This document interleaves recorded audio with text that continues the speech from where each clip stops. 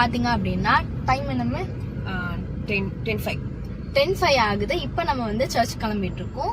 இப்போ வந்து பாத்தீங்க அப்படின்னா 11 ஆகுது. ஸோ 11 வந்து ஆராதனை. ஸோ இப்போ வந்து பாத்தீங்கன்னா ரொம்ப டிராஃபிக்கா இருக்கிறதுனால நாங்க வந்து 10 வந்து கிளம்பியாச்சு. ஃப்ரெண்ட்ஸ் இப்போ வந்து பாத்தீங்க அப்படின்னா மம்மி டாடி வந்து same outfit. So same colour அவுட்ஃபிட்ல பர்பிள். மம்மி வந்து பர்பிள் சாரி அண்ட் டாடி வந்து பாத்தீங்க அப்படின்னா பர்பிள் கலர் ஷர்ட். நானும் என் சிஸ்டரும் வந்து பிங்க். ஸோ அவள் லைட் பிங்க், நான் டார்க் பிங்க். இப்போ பார்த்தீங்க அப்படின்னா சர்ச் முடிஞ்சிட்டு நாங்களாம் வந்து கிளம்பியாச்சு.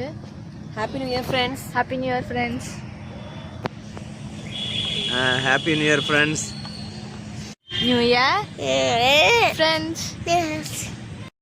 சர்ச் முடிச்சு வந்துட்டோம் ஃப்ரெண்ட்ஸ். குக்கரில் வந்து மட்டன் போட்டிருக்கேன், பால், தண்ணி வச்சுருக்கேன் பிள்ளைங்களுக்கு. இப்போ தான் எந்திரிச்சோம். கடகடன்னு அடுத்தடுத்து என்ன செய்யலாம்னு பார்க்கலாம் ஃப்ரெண்ட்ஸ். ஃப்ரெண்ட்ஸ் ஃபிஷ் ஃப்ரை தான் செய்ய போகிறேன். வஞ்சர ஃபிஷ் தான் எடுத்து வந்திருக்கோம்.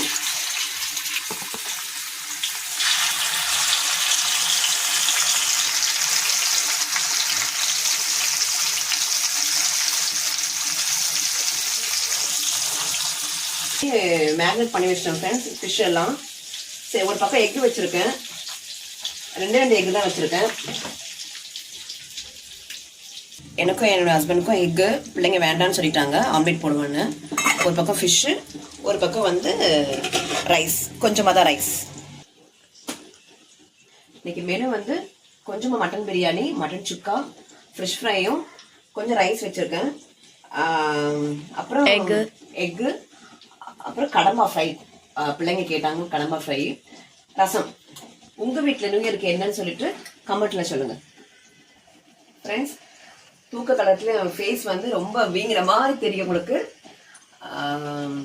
ஸோ இப்போ தான் எந்திரிச்சோம். ஸோ கடன்னு அவங்க வரத்துக்குள்ளே கடன்னு 3 அடுப்பில் வச்சுட்டு செஞ்சுட்ருக்கேன் ஃப்ரெண்ட்ஸ். நீங்கள் சர்ச்சுக்கு போனீங்களா இல்லை கோயிலுக்கு போனீங்களா? ஸோ கமெண்ட்டில் சொல்லுங்கள். இந்த வருஷம் எல்லாருக்கும் நல்லபடியாக ஆசீர்வாதமாக அமையும். ரசத்துக்கு ஃப்ரெண்ட்ஸ் இஞ்சி பூண்டு வத்தல் கருவேப்பிலை எல்லாமே போட்டாச்சு ரசத்துக்கு.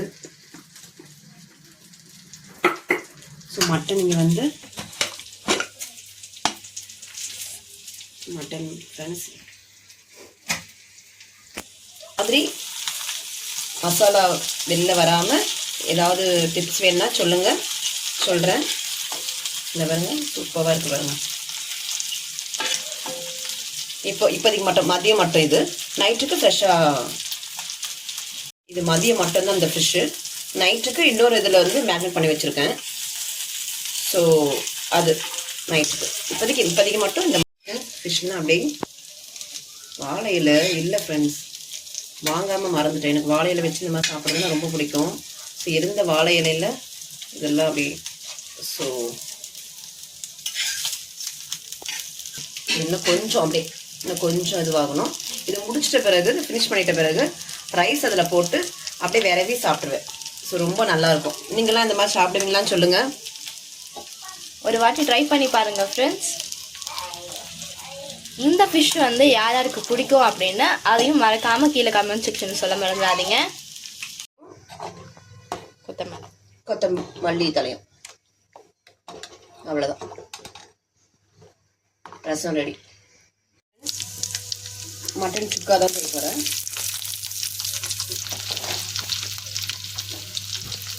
சின்ன வெங்காயமும் பெரிய வெங்காயம் மிக்சடாக இருந்தது.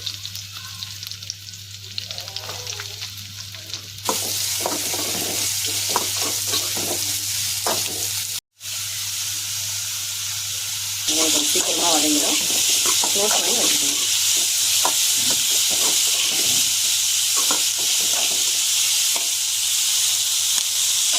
இது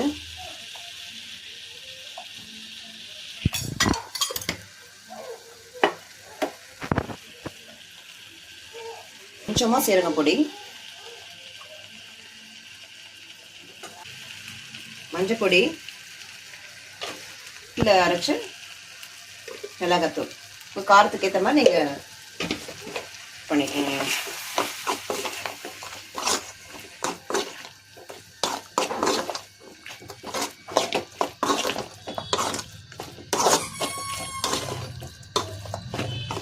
வேகமாக சமைக்கணும் ஃப்ரெண்ட்ஸ். அவங்க வரத்துக்குள்ளேயே பிரியாணியும் கடம்பாவை மட்டும் தான் செய்யணும். 11:30 ஆரம்பித்தேன். கொஞ்சம் மட்டன் சுக்கா தான் செஞ்சிட்ருக்கேன்.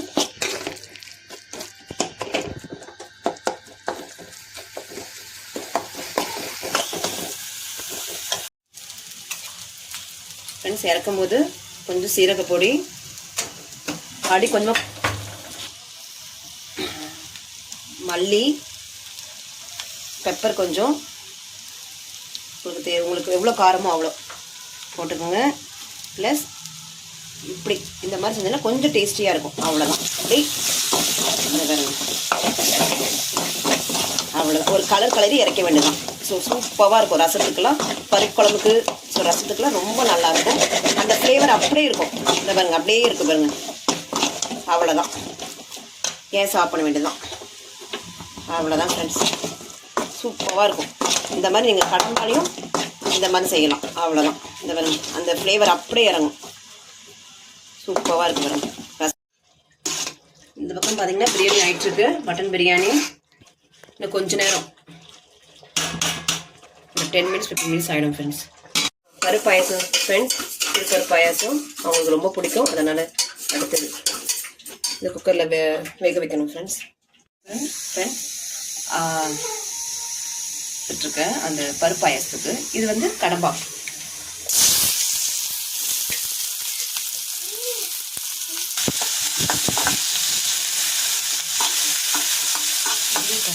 ரொம்ப டைம் ஆகுது. கொஞ்சம் இஞ்சி போட்டு ஃப்ரெண்ட்ஸ் தூக்கலாக போடுது. அப்போ தான் நல்லாயிருக்கும்.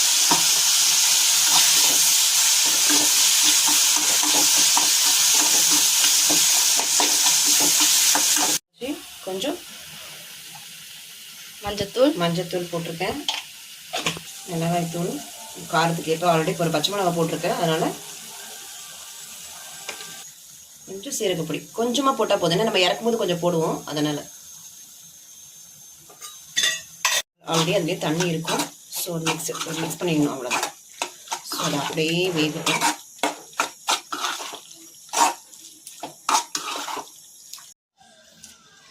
ஃப்ரெண்ட்ஸ் பருப்பு பாயசத்துக்கு வந்து முந்திரி ஏலக்காய் போட்டு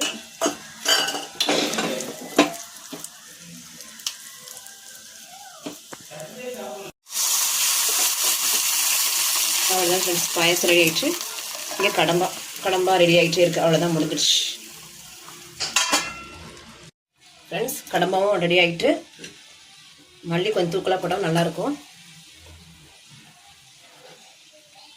ஃப்ரெண்ட்ஸ் யாருக்கு வந்து கடம்பா வந்து இந்த மாதிரி செஞ்சால் பிடிக்கும்னு சொல்லிட்டு கீழே மறக்காமல் கமெண்ட் செக்ஷன் சொல்ல மறந்துடாதீங்க. அவ்வளோதான். இப்படி ஒரு ஃப்ரை அவ்வளோதான். பெப்பர் அளவு போட்டு அவ்வளோதான், முடிஞ்சிடுச்சு. பண்ண வேண்டாம்.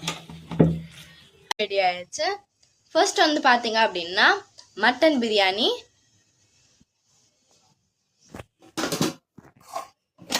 ஒயிட் ரைஸ், மட்டன் சுக்கா, கடம்பா ஃப்ரை, முட்டை. ஃப்ரெண்ட்ஸ் முட்டை வந்து பார்த்தீங்க அப்படின்னா டேடிக்கும் மம்மிக்கும் தான். எனக்கும் என்னோட தங்கச்சிக்கும் வந்து பார்த்தீங்க அப்படின்னா ஆம்லேட் போட்டுப்போம். இங்கே வந்து பார்த்தீங்க அப்படின்னா ஃபிஷ் ஃப்ரை,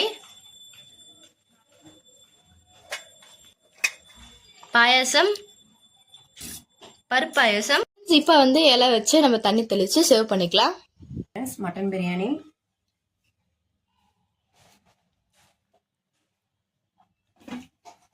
ஃப்ரெண்ட்ஸ் உங்களுக்கு யாருக்கு வந்து மட்டன் பிரியாணி பிடிக்கும் அப்படின்னு சொல்லிட்டு கீழே கமெண்ட் செக்ஷன் சொல்ல மறந்துடாதீங்க.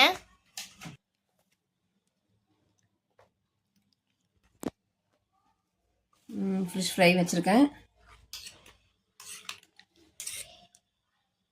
ரைத்தா,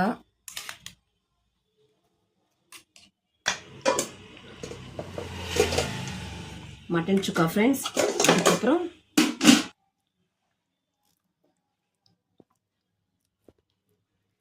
கடம்பா ஃப்ரெண்ட்ஸ்,